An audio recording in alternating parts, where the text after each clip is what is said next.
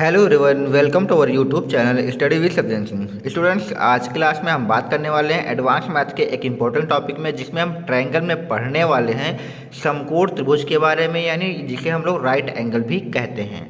तो इस वीडियो में हम टोटली चर्चा करेंगे समकोण त्रिभुज से रिलेटेड क्वेश्चन के बारे में। और आपको बता दें, समकोण त्रिभुज से रिलेटेड क्वेश्चन में सिर्फ और सिर्फ हम क्षेत्रफल संबंधित, एरिया संबंधित क्वेश्चन को सॉल्व करेंगे। इसके एंगल संबंधित क्वेश्चन को हम नेक्स्ट वीडियो में सॉल्व करेंगे। ठीक है, तो आज के वीडियो में आप लोगों को सिर्फ और सिर्फ समकोण त्रिभुज के क्षेत्रफल पर आधारित क्वेश्चन मिलने वाले हैं। ठीक है, तो चलिए यहाँ पे सबसे पहले जान लेते हैं कि समकोण त्रिभुज क्या होता है। तो यहाँ पे लिखा हुआ है कि एक ऐसा त्रिभुज जिसका एक कोण 90 अंश हो समकोण त्रिभुज या राइट एंगल होता है।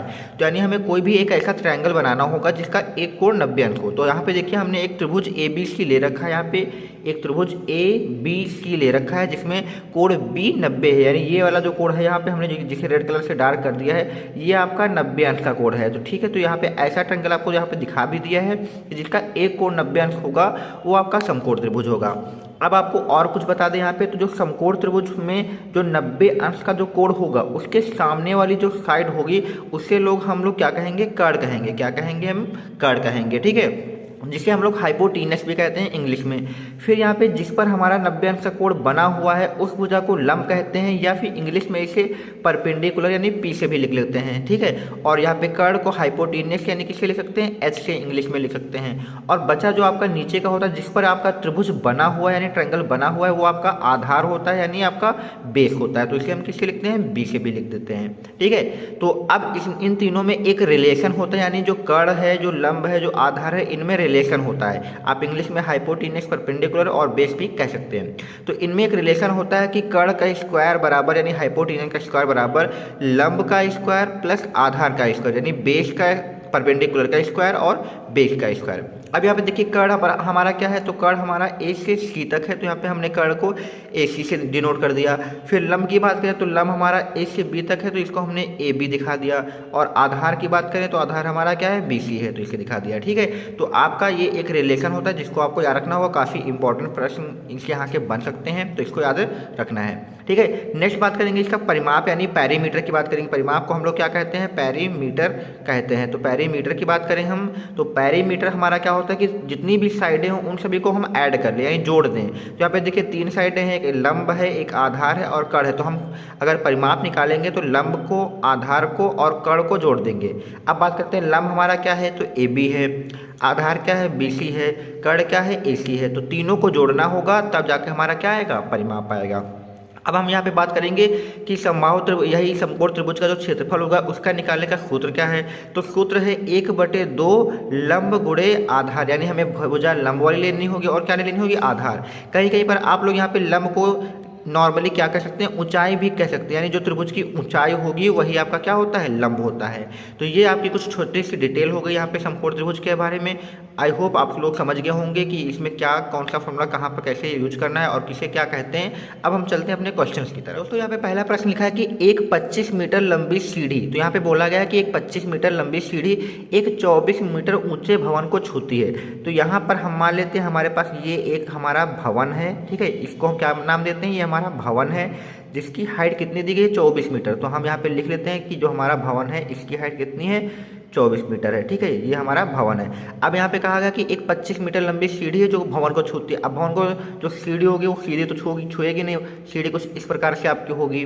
ठीक है, ये आप मान लीजिए आपकी क्या है? ये सीढ़ी है जो कि कितनी लंबी है? 25 मीटर लंबी है। ठीक है, कितनी है? 25 मीटर लंबी है। मैं यहाँ पे सीढ़ी बना देता हूँ तो आपको समझ में आएगा कि सीढ़ी किस प्रकार से भवन में लगी हुई है। तो ये आपकी एक सीढ़ी है जो कि भवन के साथ यहाँ पे लगी हुई है। अब सीढ़ी का निचला हिस्सा और भवन का निचला हिस्सा आप आपस में मिला भी सकते हैं, तो मिला दीजिए। ठीक है, तो अब यहाँ पे देखिए, जो आपका भवन होगा वो आपका सीधा होता है। तो अगर सीधा है तो इसका मतलब है यहाँ पर जो कोण बनेगा वो आपका 90 अंश बनेगा। ठीक है, तो 90 के सामने वाली जो आपकी साइड होगी वो आपकी कर्ण होगी, यानी ये आपका क्या होगा? कर्ण होगा। और 90 अंश जिस भुजा पर बना हुआ है वो आपका क्या होगा? लंब होगा। तो बचा आपका ये क्या होगा? आधार होगा। तो पूछा गया है कि इस भवन से कितनी दूरी पर सीढ़ी के पाद हैं। तो यानी इस भवन से कितनी दूरी पर सीढ़ी है? सीढ़ी है, पाद है, मतलब इनके बीच की दूरी कितनी है? तो यानी हमें क्या निकालना है? एक तरीके से आधार निकालना है। तो हमारा जो रिलेशन था तीनों में, तो रिलेशन क्या था? हमने आपको बताया था कि कर्ण का स्क्वायर बराबर होता है लंब का स्क्वायर प्लस क्या होता है, आधार का स्क्वायर। तो हमें यहाँ पर आधार ही निकालना है कि भवन से सीढ़ी के बीच की डिस्टेंस यानी पाद निकालना, मतलब वही इनके बीच की डिस्टेंस निकालनी है। तो कर्ण की वैल्यू यहाँ पर हम 25 रखेंगे, तो कर्ण का वैल्यू 25 रखने पर आगे लंब की वैल्यू हम 24 रखेंगे और आधार हमारा पता नहीं इसलिए हमें बताना है। तो 25 का स्क्वायर जो आपका होता है वो आपका 625 होता है, 24 का जो होता है वो आपका 576 होता है और ये आधार का स्क्वायर। 576 आपका गिनती वाला पार्ट है, इसे इधर ले जाएंगे माइनस करेंगे तो 625 से आपका 576 हम यहाँ पे माइनस करेंगे। माइनस करने पर आपका जो आएगा वो 79 निकल कर आएगा। अब हम क्या करेंगे, ये स्क्वायर हटाएंगे तो ये 49 होगा, इस पर क्या लग जाएगा, अंडर रूट लग जाएगा। तो ए बराबर अगर हम निकालेंगे तो अंडर रूट आपका 49 होगा और अंडर रूट 49 की जो वैल्यू होती है 7 होती है। तो आपकी जो भवन से सीढ़ी के बीच की जो डिस्टेंस आएगी वो कितनी आ जाएगी, 7 मीटर आ जाएगी। तो यही इस क्वेश्चन का आंसर हो जाएगा। उम्मीद करता हूँ क्वेश्चन आपको अच्छे से क्लियर हो गया होगा। ठीक है, चलिए नेक्स्ट क्वेश्चन देखते हैं। दोस्तों सेकंड क्वेश्चन में लिखा है कि जमीन में गड़े हुए दो खंभे, यानी खंभे हमारे जो हैं जमीन में गड़े हुए हैं, कितने लंबे हैं, एक 7 मीटर का है, एक 13 मीटर का है। तो हम यहाँ पे बना लेते हैं। ये हमारा एक खंभा हो गया जो कि 7 मीटर का है, दूसरा खंभा 13 मीटर का है, तो जाहिर सी बात है वो थोड़ा सा और बड़ा होगा। तो इसकी हाइट हमने यहाँ पे ये दिखा दी। तो ये मान लेते हैं ये ज़मीन है हमारी, ये क्या है हमारा, ये वाला जो हिस्सा हमारा ज़मीन है। तो ये जो खंभा होगा वो कितना हो जाएगा आपका, 13 मीटर हो जाएगा। उसके बाद लिखा है तथा इनके बीच की दूरी 8 मीटर है। कितनी है, इनके बीच की दूरी कितनी है, 8 मीटर है। तो यहाँ पर हम इस दूरी को किससे दिखा देंगे, 8 दिखा देंगे। अब पूछा गया है इन खंभों के चोटियों के बीच की दूरी पूछा गया। तो ये खंभा आपका, खंभे की ये चोटी हो गई जो कि ऊपर का पॉइंट है, ये दूसरा खंभा इस खंभे के बीच की ये चोटी हो गई। तो इन दोनों खंभों की इन चोटियों के बीच की दूरी यानी हमें ये बताना होगा। तो यही हमें फाइंड करना है। इसको हम अभी फिलहाल कुछ मान के चलेंगे, कुछ मान लेंगे, तो हमें ये निकालना है। अब यहाँ पे देखिए इसके शीर्ष को अगर हम इस प्रकार से यहाँ पे ज्वाइन कर दें तो क्या होगा कि ये अगर यहाँ पे इतनी 7 है तो देखिए यहाँ पर ये भी बिल्कुल बराबर ही जैसा लग रहा है। तो ये वाली कितनी हो जाएगी, ये आपकी कितनी हो जाएगी, 7 हो जाएगी। टोटल 13 है, 13 में से 7 ये हो गई, तो बची ये आपकी कितनी हो जाएगी, ये आपकी 6 हो जाएगी। अब यहाँ पे देखिए ये आपका 90 अंश कोण होगा क्योंकि 2 सीधी भुजाएं हैं। तो 90 के सामने वाला जाहिर सी बात है ये आपका जो बनेगा वो क्या बनेगा, कर्ण बनेगा। और 90 जिस पर बन रहा है तो ये आपका लंब हो जाएगा और ये आपका कितना हो जाएगा, आधार। अब यहाँ पे देखिए नीचे ये 8 है तो ये भी कितना होगा, ये भी आपका कितना होगा, 8 ही तो होगा। तो अब यहाँ पे देखिए आपको लंब 6 पता है, आधार 8 पता है और आपको कर्ण यानी इन दोनों पॉइंटों के बीच की दूरी निकालना है। तो जाहिर सी बात है आपको कर्ण निकालना है। तो हम वही फॉर्मूला लगाएंगे, कर्ण का स्क्वायर बराबर लंब का स्क्वायर प्लस आधार का स्क्वायर। ठीक है, तो यहाँ पे लंब की वैल्यू यहाँ पे 6 का रखेंगे और आधार की वैल्यू 8 रखेंगे। तो 6 का आपका 36 आ जाएगा, 8 का आपका कितना आ जाएगा, 64 आ जाएगा। ठीक है, इसके बाद यहाँ पे इन दोनों को ऐड करेंगे तो ये आपका 100 आएगा। स्क्वायर हटाएंगे तो स्क्वायर हटाने पर आपका 100 का अंडर रूट हो जाएगा और 100 का जो अंडर रूट होता है वो आपका 10 होता है।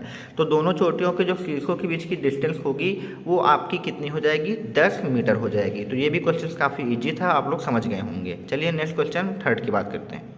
दोस्तों यहाँ पे बोला गया कि एक त्रिभुज ABC में यदि कोण A बराबर 90, यानी हमें एक त्रिभुज ABC बनाना है जिसमें A कितना करना है, 90। तो हमने यहाँ पे आप लोगों के लिए पहले से एक ट्रायंगल बना दिया है, ABC बना दिया है। यहाँ पे देखिए एक त्रिभुज में यहाँ पे यही तो कोण आपका 90 बनेगा। तो यहाँ पर हमने किसको रखा है, A को रखा, क्योंकि यहाँ पे बोला भी गया कि कोण A कितना होना चाहिए, 90। तो इसको हमने यहाँ पे 90 पे रख दिया। फिर दिया है कि AB बराबर 6, तो यहाँ पे हमने AB आपको 6 दिखा दिया है। फिर उसके बाद बोला गया BC बराबर 8, तो B से C, सॉरी यहाँ पे AC लिखा है, तो A से C कितना हो जाएगा, 8 हो जाएगा। तो AC पूछा गया, तो आपको पता होगा AC आपका यहाँ पे कर्ण ही बन रहा है क्योंकि 90 के सामने वाली भुजा है। क्वेश्चन में थोड़ा सा गलती है, वहाँ पे AC की वैल्यू दी हुई है, तो आपसे जो पूछा जाएगा वो BC पूछा जाएगा। तो BC की वैल्यू निकालना है, तो ये आपका BC तो आपका क्या होगा, कर्ण होगा, और ये सीधी भुजा है तो ये आपका लंब हो जाएगा, ये क्या हो जाएगा, आधार हो जाएगा।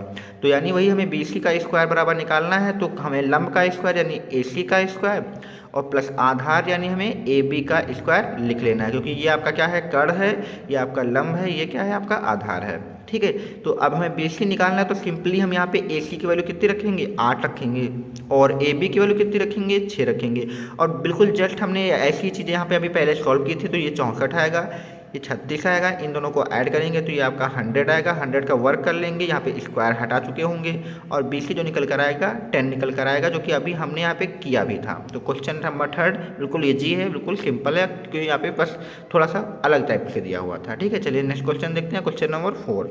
दोस्तों यहाँ पे क्वेश्चन नंबर 4 में लिखा है कि एक समकोण त्रिभुज ए बी सी में कोण बी 90 है। तो हमने यहाँ पे एक त्रिभुज ए बी सी बना रखा है, इस बार बी 90, तो इस बार हमने यहाँ पे 90 पे किसको कर दिया है, बी को कर दिया है। फिर बोला गया कि ए सी बराबर 13, तो ए से सी तक हमने इसको 13 दिखा दिया, बी सी बराबर बी से सी तक 5 दिखा दिया। तो पूछा गया तो इस त्रिभुज का क्षेत्रफल ज्ञात कीजिए। अब हमने आपको समकोण त्रिभुज का क्षेत्रफल निकालना बताया। समकोण त्रिभुज क्यों, क्योंकि यहाँ पे देखिए कोण बी बराबर 90 है, तो यानी ये समकोण त्रिभुज है। तो समकोण त्रिभुज ए बी सी का क्षेत्रफल निकालने का यानी एरिया निकालने का जो फॉर्मूला हमने आपको बताया है 1/2 आधार गुणे लंब। आधार यहाँ पे देखिए क्या है इस त्रिभुज में, ये 90 के सामने वाला ये आपका क्या होगा, ये आपका कर्ण होगा, और 90 जिस पर बना हुआ है ये आपका लंब होगा, और आधार आपका ये हो जाएगा।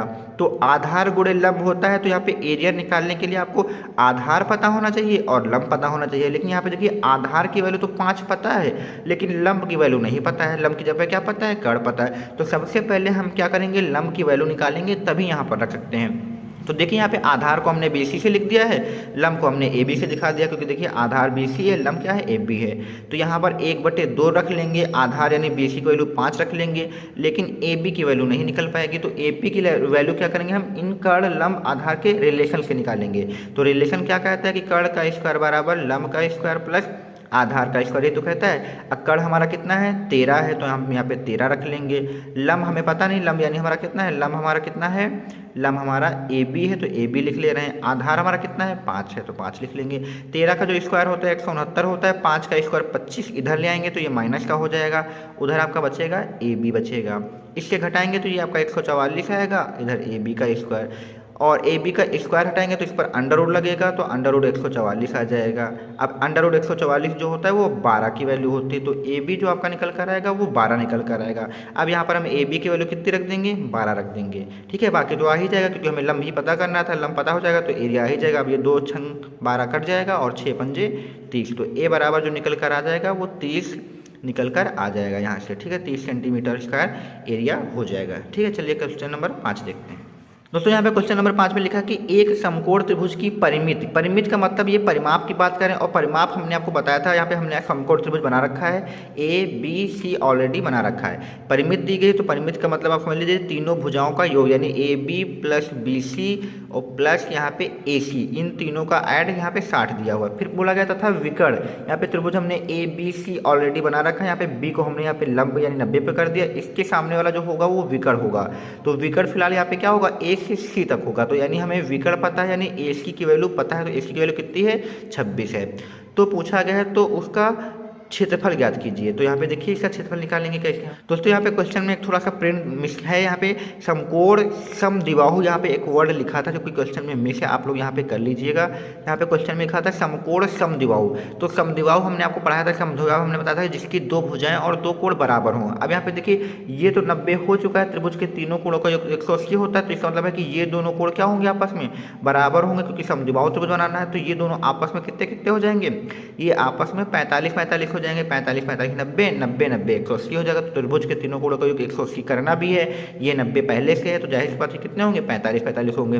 और समद्विबाहु त्रिभुज वो होता है जिसकी 2 भुजाएं बराबर होंगी, तो जहां पर जो कोण बनने वहीं से बराबर। देखिए ये कोण बनाने वाली भुजा ये है, तो ये आपकी बराबर होगी, ये कोण बनाने वाली भुजा ये है, तो ये आपकी बराबर होगी। जो सबसे बड़ी भुजा है तो अलग होगी। तो आधार और लंब आपस में बराबर होंगे, यानी जो ए बी है वो आपका बी सी के बराबर होगा। इन दोनों को हम फिलहाल क्या मान लेते हैं, एक्स मान लेते हैं। ठीक है, अब यहाँ पे देखिए ए बी की वैल्यू एक्स रख लेते हैं, बी सी की वैल्यू भी एक्स रख लेते हैं, और ए सी की वैल्यू 26 दी है बराबर 60। एक्स एक्स आपके 2x हो जाएंगे, 26 उधर माइनस हो जाएगा, तो 34 बचेंगे। एक्स बराबर अगर निकालेंगे तो 34/2, यानी एक्स बराबर जो निकल कर आएगा वो कितना निकल कर आएगा, 17 निकल कर आएगा। तो ए बी और बी सी दोनों की वैल्यू कितनी हो जाएगी, 17 हो जाएगी।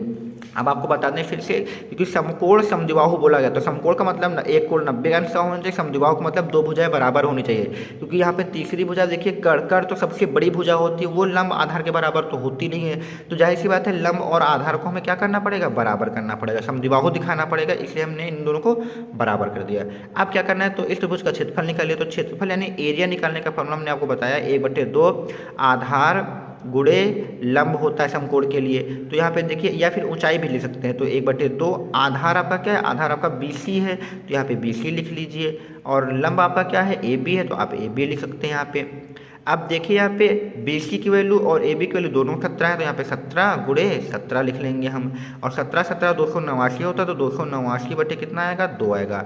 इन दोनों को डिवाइड करेंगे तो 2 एकम 2, 2 चक्को 8, 2 चक्को 8 और 2 पंची 10, तो आपका 144.5 सेंटीमीटर स्क्वायर एरिया यहाँ पर आ जाएगा। तो इस क्वेश्चन का आंसर दोस्तों ये हो जाएगा। दोस्तों यहाँ पे क्वेश्चन नंबर 6 दिया कि एक समकोण समद्विबाहु त्रिभुज का कर्ण 5 है। तो क्वेश्चन 5 की तरीके का ही है। तो यहाँ पे एक समकोण त्रिभुज बनाना होगा जिसका एक भुजा कितनी होगी आपकी 90 अंश होगी, और इसके सामने आपका दिया हुआ है कि कर्ण कितना है 5 है। तो यहाँ पे ये 90 के सामने वाला क्या हो जाएगा कर्ण हो जाएगा। और बोला गया है तो त्रिभुज का क्षेत्रफल ज्ञात कीजिए। अब दो भुजाओं के बारे में हमें नहीं पता है, क्योंकि हमने आपको बताया था समद्विबाहु तब होगा जब दो भुजाएं बराबर होंगी। तो ये तो सबसे बड़ी भुजा होती है कर्ण, तो ये तो बराबर होगी नहीं। तो जाहिर सी बात जो आपका आधार है इसको हम x मान ले रहे हैं, जो आपका लंब है इसको भी क्या मान ले रहे हैं x। तो आप यहाँ पे लिख लीजिए, ये आपका लंब है, ये आपका क्या है आधार है, इन दोनों को हमने बराबर कर दिया है। तो हमें क्षेत्रफल निकालना है। तो पहले हम क्या करेंगे, क्षेत्रफल निकालने का जो हमारा फॉर्मूला होता है आपको पता है, क्षेत्रफल निकालने का एरिया बराबर 1/2 आधार गुणे लंब। तो आधार गुणे लंब ये होता है, और आधार और लंब हमें दोनों ही नहीं पता है। तो सबसे पहले हम आधार और लंब निकालेंगे। कैसे निकालेंगे, अपनी पाइथागोरस ट्रिक से। कर्ण का स्क्वायर बराबर क्या होता है लंब का स्क्वायर प्लस आधार का स्क्वायर होता है। तो कर्ण की वैल्यू यहाँ पे 5 है, तो यहाँ पे 5 वैल्यू रख लेंगे। लंब और आधार हमें नहीं पता है, दोनों बराबर हैं, तो इनकी वैल्यू हमने x मान रखी है, तो दोनों की जगह पे हम क्या रखेंगे x स्क्वायर रखेंगे। अब 5 का स्क्वायर तो ये 25 आ जाएगा, x स्क्वायर जोड़ेंगे तो ये 2x स्क्वायर हो जाएगा। अगर हम x स्क्वायर बराबर निकालेंगे तो ये आपका 25 बटे कितना आ जाएगा 2 आ जाएगा, और इधर क्या रहेगा आपका x स्क्वायर रहेगा। ठीक है, अब यहाँ पे स्क्वायर हटाएंगे तो अंडर रूट लग जाएगा, तो x के ऊपर आप अंडर रूट लगा दीजिए, सॉरी यहाँ पे 25 बटे 2 के ऊपर अंडर रूट लगाएंगे। अब x का अगर वैल्यू निकालेंगे तो 25 का तो 5 आ जाएगा, और 2 का तो अंडर रूट निकलेगा नहीं, तो यानी x की जो वैल्यू आएगी वो 5 अंडर रूट 2 आ जाएगी पार्ट में। अब एरिया निकालने के लिए आपको यहाँ पे 1/2 आधार और लंब दोनों की वैल्यू x है, तो बराबर 1/2 5/√2, और दूसरा भी 5/√2 रखिए। यहाँ पे बार बार गलती हो रही है, यहाँ पे सही कर लीजिए 5 ही होगा। अब यहाँ पे देखिए ये 5 25 ऊपर हो जाएगा, और √2 गुणा होकर 2 आएगा, और ये 2 से गुणा करके 4 आ जाएगा, तो 2 दूनी कितना हो जाएगा 4। अब इनको डिवाइड करेंगे तो आपका 6.25 सेंटीमीटर स्क्वायर एरिया आ जाएगा। तो दोस्तों इस क्वेश्चन को आपको ऐसे सॉल्व करना है। ठीक है, चलिए क्वेश्चन नंबर 7 की बात करते हैं। फ्रेंड्स यहाँ पे लिखा है कि दो त्रिभुजों के क्षेत्रफलों का अनुपात, यहाँ पे दो त्रिभुज लिए गए हैं, क्षेत्रफल का अनुपात तथा उनकी ऊंचाइयों का अनुपात 3:4 है। यहाँ पे हम दो त्रिभुज ले लेते हैं, यहाँ पे कोई भी मान लेते हैं, दो त्रिभुज ले लेते हैं, या फिर नहीं भी लेते हैं कोई बात नहीं, मान लेते हैं पहला त्रिभुज और दूसरा त्रिभुज के क्षेत्रफल का अनुपात। तो पहला त्रिभुज मान लेते हैं ABC मान लेते हैं, इसका क्षेत्रफल लिख ले रहे हैं फिलहाल ऐसे ही। दूसरा त्रिभुज हम मान ले रहे हैं कि PQR मान ले रहे हैं, इसका क्षेत्रफल। अनुपात का मतलब इन दोनों को हमने बटे कर दिया, बटे में कितना लिखा 4/3 लिखा है। तो पूछा गया है तथा उनकी ऊंचाइयों का अनुपात ज्ञात कीजिए। अब यहाँ पे देखिए क्षेत्रफलों का अनुपात दिया हुआ है और उनकी ऊंचाइयों का अनुपात भी दिया। ऊंचाई मान लेते हैं, पहले त्रिभुज की ऊंचाई मान लेते हैं h1 है, दूसरे त्रिभुज की मान लेते हैं क्या है h2 है, ये मान लेते हैं। और कितना दिया हुआ है 3/4 दिया हुआ है। तो उनके आधार के लंब का अनुपात निकालना है। अब आपको बता ही देते हैं यहाँ पे बना के। यहाँ पे देखिए ये एक ट्रायंगल आपका हो जाएगा ABC हो जाएगा, दूसरा ट्रायंगल आपका हो जाएगा PQR हो जाएगा। ये दो त्रिभुज दिए गए, तो इनका जो क्षेत्रफल का अनुपात यहाँ पे 4/3 दिया है। फिर बोला गया इनकी ऊंचाइयों का मतलब उनके लंब मान लीजिए। तो यहाँ पे जो ऊंचाई का काम कर रहा है AB यानी कितना है h1 हमने मान लिया है, और PQ ये आपकी ऊंचाई है, ये तो ऊंचाई होगी, इसको हमने कितना मान लिया h2। अब पूछ रहे हैं इनके आधार की लंबाई का अनुपात। आधार की किसकी पूछा गया है, दोनों त्रिभुजों की आधार की लंबाई का अनुपात। तो इसका आधार आपका BC हो जाएगा और इसका आधार आपका क्या हो जाएगा QR हो जाएगा। तो यही दोनों हमें निकालना है, यानी हमें BC रेशियो क्या निकालना है QR निकालना है अगर इन ट्राइंगल की बात करें तो यहाँ पे ABC के त्रिभुज का क्षेत्रफल का फॉर्मूला क्या होगा 1/2 आधार। अब ABC में आधार क्या है, ये BC है, यहाँ पे हम BC लिख ले रहे हैं, गुणे लंब क्या है हमारा, लंब हमारा क्या हो जाएगा AB लिख ले रहे हैं यहाँ पे हम AB, बटे यहाँ पे दूसरे त्रिभुज का 1/2 आधार क्या होगा इसका QR हो जाएगा, तो यहाँ पे QR लिख लीजिए। और ऊंचाई कितनी हो जाएगी PQ हो जाएगी, तो ये लिख ले रहे हैं यहाँ पे 4/3। अब बोला गया कि उनके ऊंचाइयों का अनुपात दिया, यानी AB h1 मान लीजिए या फिर PQ, तो AB/PQ, यहाँ पे AB/PQ ही हम लिख लेते हैं। तो ये कितना दिया है आपका 3/4 दिया है, तो यहाँ पे ये पहले तो कट जाएगा, और AB/PQ की वैल्यू जो दी है वो 3/4 दी है, और ये BC और आपका जो क्यू आर है ये आपको नहीं पता, यही आपको निकालना भी है। बराबर कितना है, 4/3 है। तो BC/QR आपको अगर निकालना है तो ये 4 आपका ऊपर चला जाएगा तो 16 हो जाएगा, 3 नीचे आ जाएगा तो ये 9 हो जाएगा।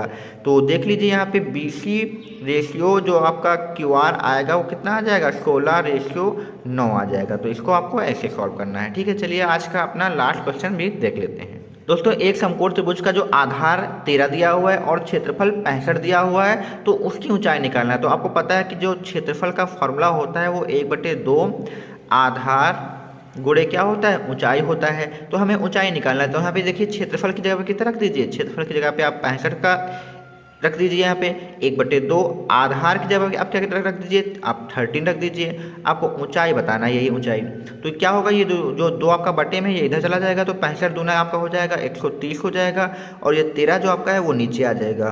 तो इधर क्या बचेगा आपका, ऊंचाई। तो 13 दहम 130, तो जो आपकी ऊंचाई निकल कर आएगी वो आपकी 10 निकल कर आ जाएगी, 10 सेंटीमीटर। तो दोस्तों, इसी के साथ हमने यहाँ पे सारे क्वेश्चन को अच्छे से क्लियर कर लिया है। उम्मीद करता हूँ आप सभी को समकोण त्रिभुज से रिलेटेड क्वेश्चन अच्छे से क्लियर हो गए होंगे। अगर वीडियो पसंद आया तो प्लीज़ चैनल को लाइक, सब्सक्राइब और दोस्तों में शेयर करें।